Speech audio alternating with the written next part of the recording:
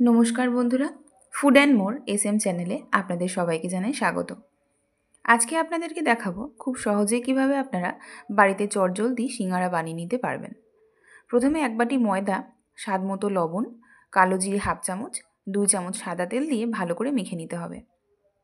এখানে আপনারা সাদা তেলের পরিবর্তে ডালডাও ব্যবহার করতে পারেন। দেখবেন ময়দাসহ হাত মুঠো করলে এরকম মন্ড হয়ে যাচ্ছে।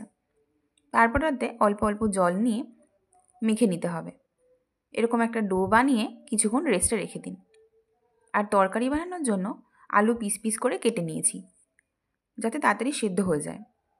তার সাথে লাগবে একটু মটরশুঁটি, আদা কাঁচা লঙ্কাগুলো এরকম করে হামানদিস্তায় থেতো করে নিতে হবে। এরপর সিঙ্গারার পুরের জন্য কড়াইতে মটরশুঁটি লবণ দিয়ে ভালো করে ভেজে নিতে হবে।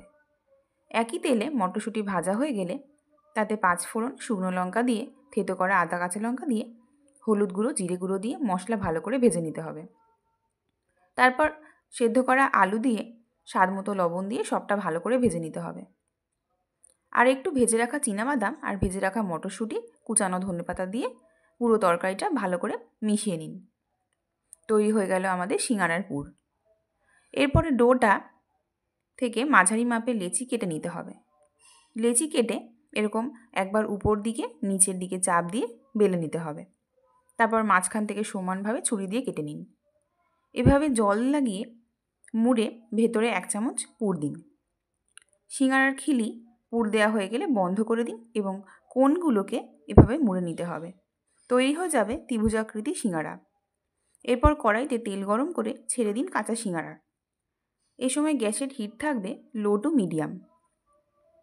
এক পিঠ লাল করে ভেজে নিয়ে অপর পিঠও ভালো করে ভেজে নিতে হবে। এভাবে একে একে সব সিঙ্গারাগুলো ভেজে নিতে হবে।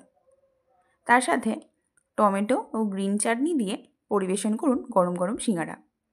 সন্ধেবেলা চা মুড়ির সাথে এরকম গরম সিঙ্গারা থাকলে জাস্ট জমে যাবে। আপনাদের ভিডিওটি কেমন লেগেছে অবশ্যই জানাবেন।